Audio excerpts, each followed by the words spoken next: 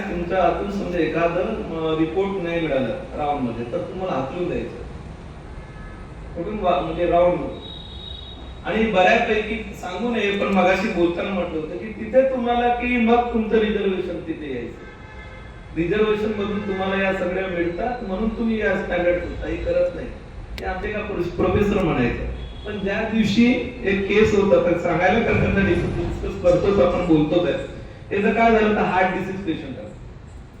Heart disease patient आला GMC नागपूरची गोष्ट सांगतो. कोणीच हात लावायला तयार नव्हतं. मी लेक्चरर होतो मी. तर मॅडमला म्हटलं मी करेन. कोणी जर हात लावायला तयार नाही एनस्थेशिया देणारे म्हणे की आम्ही नाही देत एनस्थेशियाला. हे फेल्युअर मध्ये जाईल आणि पेशंट मरेल. फक्त 101% पेशंट मरेल. म्हटलं ठीक आहे जाऊ दे. माझा नावात म्हणजे समजा तिला मारायचं असेल तर मी कारणीभूत होते. मी सीझर केलं कारण नॉर्मल होऊ शकत नव्हतं. मी लोकल एनस्थेशिया दिला आणि सीझर केलं. विदिन द 20 मिनिट्स मध्ये केलं. लोकल एनस्थेशिया 20 मिनिट्स करणं हे काही सोपं नाही आहे. तुम्ही जनरल एनेस्थेशिया मध्ये 15 आणि 20 मिनिटं सीझर करणं हे सोपं आहे. पण जेव्हा लोकल एनेस्थेशिया देता आणि लोकल एनेस्थेशिया मध्ये सीझर करता हे खूप डिफिकल्ट आहे. खूप डिफिकल्ट आहे. रिट्रोस्पेक्टिव्हली मी आज जरी तुम्हाला सहज पद्धतीने सांगतो पण इतकं सोपं नाहीये. म्हणजे इतके 2 मिनिटाचं काम नाहीये. तर मी एनेस्थेशिया दिलं, ऑपरेट केलं आणि ते पेशंट सुखरूप घरी गेले. त्या दिवशी मॅडमला म्हटलं मॅडम तुम्ही वारंवार हे जे काही म्हणताय ना म्हटलं रिझर्वेशन आता तुमचा ओपन मध्ये एकाही माणसाने त्याला हात लावला नाही मग याचा रिझर्वेशनचा विषय काय बोलतो म्हटलं. त्यानंतर त्या मॅडमने तो विषय बंद केला. मुद्दा कसा येतो की तुम्ही प्रत्येक गोष्ट कुठल्या पद्धतीने घेताय. म्हणजे ठीक आहे समोरचा माणूस कुठलाही काही म्हणतोय पण त्याला बीइंग अ पॉझिटिव्ह घेतलं पाहिजे असं मला माझं मत आहे पर्सनली. तर अपयश ही यशाची पहिली पायरी असते हे सरांनी आपल्याला या ठिकाणी जे सांगितलं त्यावरून प्रूव्ह झालेलं आहे. तसेच त्यांनी जे काही टेक्निक्स वापरून आपल्या विद्यार्थ्यांना ज्ञान दिलेलं आहे शिकवलेलं आहे ते सुद्धा स्तुतियोग्य आहे. आणि सरांना एक प्रश्न आहे की सर आपल्याला गायनिकच का हवं. खरं म्हणजे मला 2 विषय आवडायचे पूर्वी. काय असतं ना की त्यावेळेला आमच्या वेळेला फक्त नीट वगैरे नव्हतं. तुम्हाला तुमच्या मार्क वरती पीजी मिळायचं. तर माझं सर्जरीचं काय झालं फायनल मध्ये परत फायनलला माझा एका प्रॅक्टिकलला एका याच्याने मार्क मिळाले नव्हते म्हणजे नापास केलं फर्स्ट अटेम्प्टला. त्याच्यामुळे मला सर्जरी मिळणं शक्य नव्हतं. म्हणून मग मला एक दुसरा आवडीचा विषय होता की मला सर्जिकल पाहिजे होतं. बाकीचं म्हणजे डोक्यात हे होतं की कुठेतरी मी जाईन तर मग डीप इंटरव्ह्यू जाईल तिथे आपल्याला सर्जिकल महत्वाचं आहे की मेडिसिन वगैरे हे करून तिथे तुम्हाला सर्जिकल प्रॉब्लेम नाही सॉल्व्ह करता येत.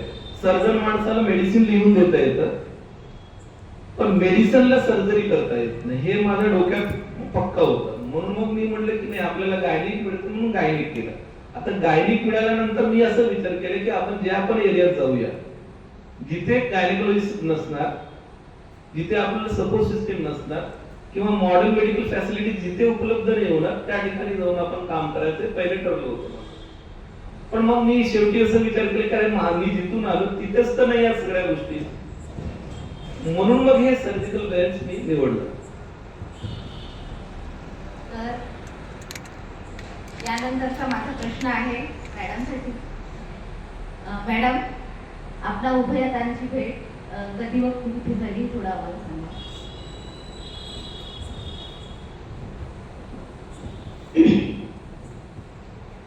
सगळ्यांना प्रथम नमस्कार.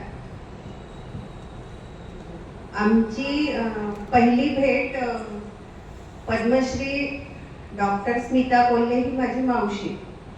त्यावेळेला त्यांचं लग्न ठरलं होतं रवी कोल्हेंशी आणि आमचा एक असा सोशल ग्रुप होता काही मित्रांचा म्हणजे त्यांनीच फॉर्म केलेला होता.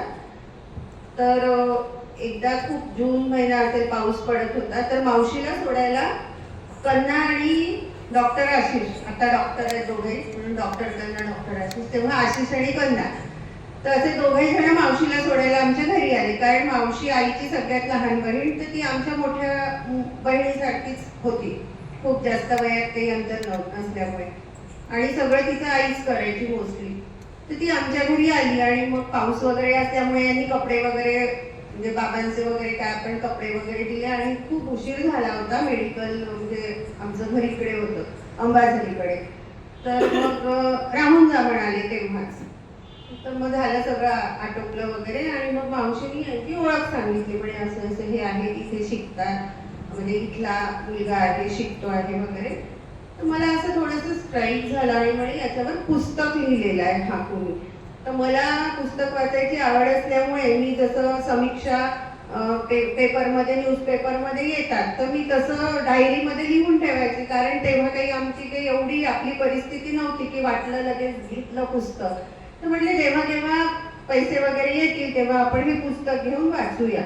म्हणून मी ते डायरी नोट करून ठेवलं होतं आणि जसं याच्या संबंधात मला सांगितलं मावशीने तसं मला स्ट्राईक झालं. तर मी म्हटलं हो हो हो मला माहिती आहे म्हटलं पुस्तक वगैरे लिहिलेलं आहे. मी आत्ताच सुरेश भाऊंनी की कोणीतरी लिहिलं होतं म्हटलं माहिती आहे मला लेखक पण माहिती आहे. आणि असं म्हणून आम्ही झालं मग तो विषय. आणि यांनी आणखी एक सांगितलं नाही त्या संघर्षामध्ये की याचं फारच पोट दुखायचं. शाळेत गेलं की खूपच पोट दुखायचं आणि मग पळून जायचं शाळेतून. तर दीक्षित गुरुजी घोड्यावर जाऊन परत आणायचे. तर तो पोट दुखण्याचा 7 वर्षापासूनचा जो सिक्वेन्स आहे पहिल्या वर्गातला तो MBBS ला ऍडमिशन घेतली तरी चालूच होता. तर पोट दुखायचंच दरवर्षी. तर माझी मोठी बहीण होमिओपॅथी डॉक्टर असल्यामुळे ती आम्ही म्हटलं की तू ये होमिओपॅथीमध्ये इलाज आहे. तर मग हा त्याच्यानंतर हिस्ट्री आणि मग औषध वगैरे घ्यायला असं जस्ट एकदा दोनदा आणि मग ते पण त्यांनी डिस्कंटिन्यू केलं. पण तेव्हा हा फर्स्ट इयरला होता आणि मी सेकंड इयरला होते म्हणजे ग्रॅज्युएशनच्या सेकंड इयरला होते. आणि मग मध्ये काहीच आमचा कॉन्टॅक्ट नव्हता. मला काहीही माहिती नव्हतं काय करत आहे काही नाही. बस जस्ट आहे शिकतो आहे एवढं माहिती होतं. मग त्याच्यानंतर मी माझं MA झालं सायकोलॉजीमध्ये. त्याच्यानंतर मी दिल्लीला स्पीच थेरपीचा कोर्स केला. त्याच्यानंतर वापस आले तोपर्यंत माझं वर्ष 23 झालं होतं आणि मग मी जॉब करायला लागले होते एका मोबदी शाळेमध्ये. तर मग साधारणतः आपल्या मुलींचं जसं होतं ना की चला आता लग्नाचं बघूया आणि तेव्हा जरा लवकरच होतं. आताच्या सारखं काही 30 वर्षापर्यंत वाट नाही बघायचं. म्हटलं ठीक आहे चालेल चालेल बघूया आपण. पण तरीही त्या काळात एकतर आईच्याकडचे संस्कार म्हणजे आईच्या माहेरचे संस्कार जरी आम्ही सर्वसाधारण असलो तरी खूप सामाजिक बांधिलकी जपणारे लोक आहेत. जातीभेद म्हणजे मानत नाही आम्ही. तर आईने तेवढी आम्हाला मोकळीक दिली होती. परत 10वी नंतर 8वी 9वी नंतर आमच्या शाळेतले नवोदय विद्यालय शाळा आहे माझी. तर तिथले नंदन पवार सर आम्हाला 3 वर्ष वर्ग शिक्षक असल्यामुळे आम्ही खूप पुस्तकांचं वाचन केलं दलित साहित्याचं. तर कुठेतरी जाणीव जागृत झाल्या होत्या की नाही काहीतरी वेगळ्या पद्धतीने आपण हे करायचं. आणि माझ्या खरं तर लग्नाच्या अटी होत्या की मला ग्रामीण भागातच जाऊन काम करायचं होतं. आणि दुसरी माझी एक अट होती की रजिस्टर मॅरेज करायचं होतं की वायफळ खर्च करायचा नव्हता लग्न. तर मग असं बघितले आम्ही आमच्या याच्यात वगैरे बघितले पण ते काही मनाला पटत नव्हतं.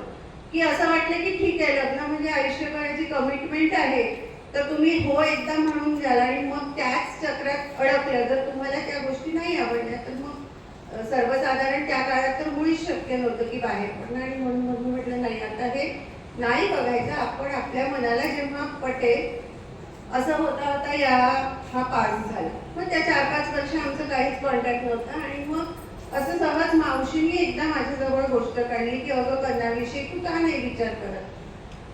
तर मी म्हटले ठीक आहे त्याची परीक्षा व्हायची आहे आपण असं एखाद्या व्यक्तीला डिस्टर्ब नाही करूया. मग एक दिवशी आमचं असं सर्कल होतं त्याच्यातलं विजय कावरे म्हणून माझ्याकडे आला. म्हणे अगं आज कन्यावरती लेख आलाय लोकसत्तेमध्ये तो डॉक्टर झालाय सुरेश भाऊंनी लिहिलेला लेख होता. तर म्हटलं हो का. मला तेवढा क्ल्यू लागला. आणि मग त्याच्यानंतर आम्ही स्वतःहूनच इनिशिएटिव्ह घेतलं. माझ्या भावाला याच्या हॉस्टेलला पाठवलं. माझा लहान भाऊ होता. म्हटलं त्याला बोलवणार आपण बोलूया त्याच्याशी. म्हणजे काही आमचं काही लव्ह मॅरेज नव्हतं किंवा काही नव्हतं ट्रॅडिशनल नाही. म्हटलं बोलूया त्याचं काय म्हणणं आहे हे ऐकूया आणि मग पुढचं जे काही डिसिजन आहे. आणि आमच्या घरचं वातावरण अतिशय पुरोगामी असल्यामुळे मला आई वडिलांचा दोघांचाही सपोर्ट होता. तर मग हा तसं एकदा भेटला मग मिळाला नाही, मग दुसऱ्यांदा कसं तरी मिळाला, आला घरी.